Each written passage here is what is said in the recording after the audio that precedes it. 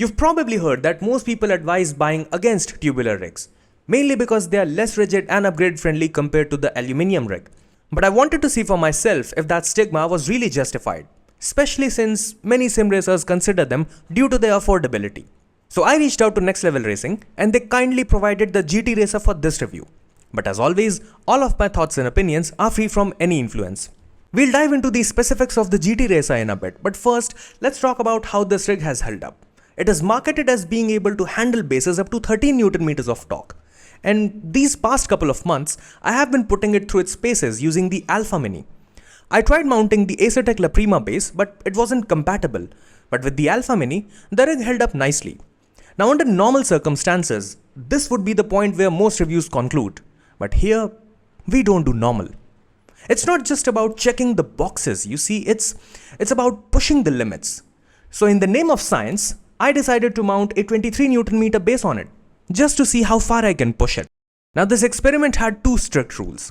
First, the torque output of the base must remain maxed in the software so that no dynamic forces get clipped. Second, my settings cannot drop below 13 Newton meters. Of course, I was unable to play at maximum torque for extended periods as I prefer to keep my hands in working conditions. However, I tried my absolute best to push the torque as high as I could within reason. I started off with Assetto Corsa Competizione, and to make things a bit more interesting, I used the GT Neo. Then decided to do 3 laps around Spielberg. Following the rules, I began with 60% gain or 13.8 Newton meters. It felt quite normal as I play at 50% gain anyways, so a 10% increment did not make a big enough difference. There wasn't any wobbling or anything that made me think I should be cautious. So feeling comfortable, I increased the gain to 80% or 18.4 Newton meters. And within the first lap, I faced some difficulties around the corners. My shoulders were burning and my focus shifted from actually driving the car to fighting the wheel. The lap time was awful, my arms were tired, but I still did not feel any wobble or unusual vibrations.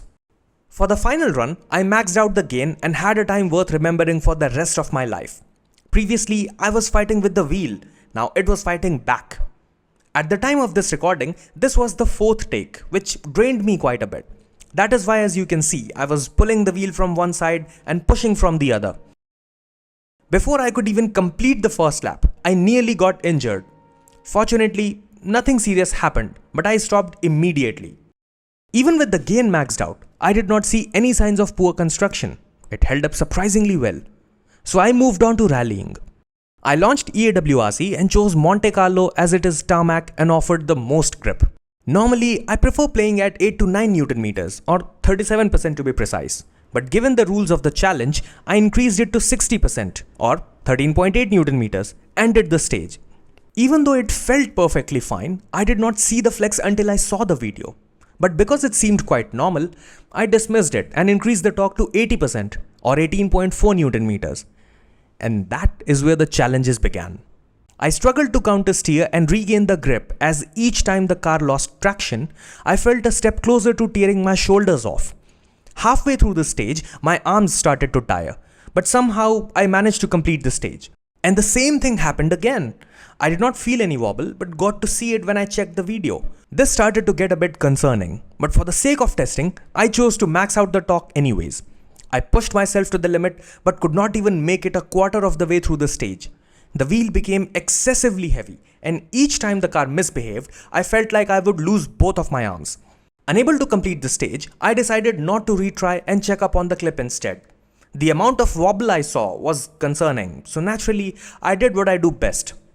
Allow me to help you understand what is happening. Before investigating, I jumped back on the rig, played ACC once more using circular rim because comparing 2 different rims on 2 different games would introduce unnecessary error. Now back to the matter in hand. While there was some flex when using the circular rim compared to the GT Neo, it was nowhere as severe as EAWRC. GT1R weighs 2.1 kilograms and GT Neo weighs around 1.5 kilograms. The wobble is present for 2 reasons. First, inertia. You see, the larger or heavier a rim is, the more inertia it will have. And given that the torque is constant, the way both rims handled that torque is determined by their size, weight, and inertia. The second reason is the difference in games. Rally and track racing are 2 different disciplines with very different mechanics and play styles. Under ideal conditions, the terrain or surface, while somewhat smooth, can be very unpredictable and rally. Every sudden loss of traction, every slide, and every recovery creates quick, intense forces on the wheelbase, which puts more strain on the rig. These rapid and irregular movements made the rig flex comparatively more. On ACC, the tracks are much smoother and the cars are relatively predictable. Even if keeping the torque at maximum, circuit racing games generally provide the force feedback in a much smoother way. Hence the wobble. Or in simple terms, the rig is not designed to handle a 23 Nm base. But it did. Kind of. Now with the experimentation out of the way, let's talk about the rig. It retails at $399 excluding shipping and taxes, which includes the seat and the handbrake/shifter mount. It costs a bit more than the foldable rigs, but is ahead of them in terms of rigidity and seating comfort. Considering the price, it seems like a bargain. But how much of a bargain it really is, we'll find out shortly. Starting with this design, it isn't brand new. If you take away the compatibility of new products and some minor changes it has undergone, you will find that this exact design has been sold by Next Level Racing under a different name, GT Extreme, and also by GT Omega as Pro Cockpit. Old or new, the fact is that it does what it is supposed to do. But the highlight of the video has to be the seat. For the price, there's little to complain about. This area feels a bit narrow for me, but over time I have adjusted. I'm 5'11" and have found the under-thigh and lumbar support to be decent. Most of the seat is covered with what seems like faux leather.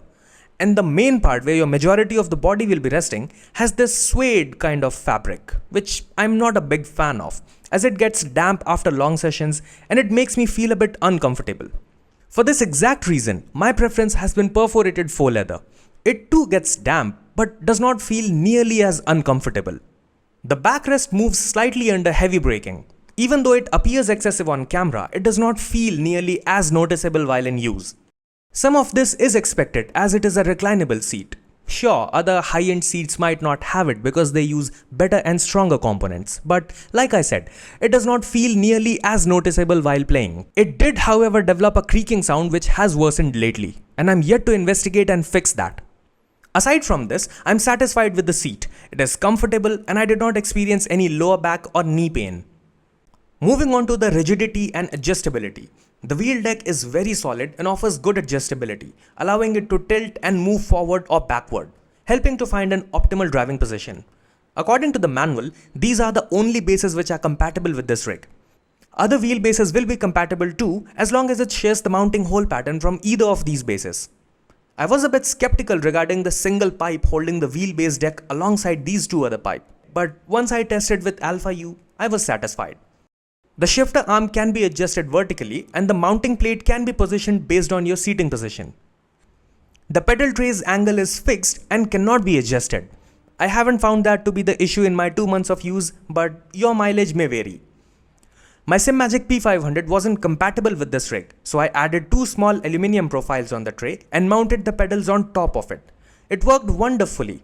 In case you have a pedal which isn't compatible with this rig, this little solution can come in handy. Now let's talk about the weaknesses, as it has a couple. First being the shifter mount. No amount of tightening the bolts will make this play go away. I use a V&M shifter which weighs 2.1 kilograms and it requires some effort to upshift and downshift when on sequential mode. And each time I upshifted, the entire shifter mount moved alongside the steering deck. Because of this massive play, shifting felt nearly impossible, and frankly it was immersion breaking. Some play is inevitable because the arm is laterally supported by 2 bolts with the shifter plate positioned near the end of the arm, making the strain unavoidable. My recommendation is to either not use this shifter plate, or if you do plan on using it, consider using a lighter shifter to mitigate this movement. The other weakness is this joint right here. Each time you brake hard, this joint lifts up. By hard, I mean anything over 10 kilograms of actual force on the brake pedal. It has nothing to do with the pedal tray. It is very solid, but this joint compromises the overall rigidity. I had plans to mount Husingweld Sprint and La Prima pedals, but due to this area being susceptible to strain, I dropped the idea. Because of this, your options are limited to entry-level or mid-range pedal sets. Anything such as a Husingweld Sprint or P1000 would cause the entire rig to feel like it is splitting in half each time you brake. But if you have, say, Simagic P500 or Thrustmaster TLCM or Fanatec CSL, you will be fine for the most part. as you won't be braking at 100% for every single corner. Regarding the upgradability, I don't think it's going to offer any, unless you go out of your way to spend more on strengthening it. For that, I would say you will be better off with a different rig altogether. And for compatible add-ons, everything that you are seeing here is freestanding, meaning detached from the rig. But you do get to mount a butt kicker, and its mount comes in the box free of cost. Now that we have covered everything, let's talk about where this rig stands overall. Well, I can get overly critical over some of the areas, but considering the price, it is a really good rig. And I feel confident in recommending it to someone who is a casual in a budget or someone who is not interested in an aluminium rig for some reason. As we saw in the video, I pushed this rig beyond its stated limit by mounting a base far heavier than its claimed capacity, and it exceeded my expectations. The seat is comfortable and I did not experience any issues with it except my preference for faux leather instead of suede. The shifter mount was alright and the play is inevitable. The joint on the other hand is an area of concern, but to be fair, I only ever noticed it when I was panic braking. The rest of the time when tailing someone around a track or deliberately locking up my tires while rallying, I had absolutely no issues. I would advise against mounting a pedal which has a really stiff brake, but if you have a wheelbase which exceeds the 13 Nm mark, you can count on the rig. I would give it a solid 8 out of 10 because the construction is great, you get a shifter mount included, the seat is good, and it can be a great alternative to those foldable rigs. Overall, if you are a beginner or a casual, it is a bang for your buck. I deducted 2 points because of the shifter plate movement and the joint issue. But as long as you are using a mid-range pedal set, I think you will be fine for the most part. Let me know how you feel about this rig. That's been it. I've been Dartsnape and may the downforce be with you.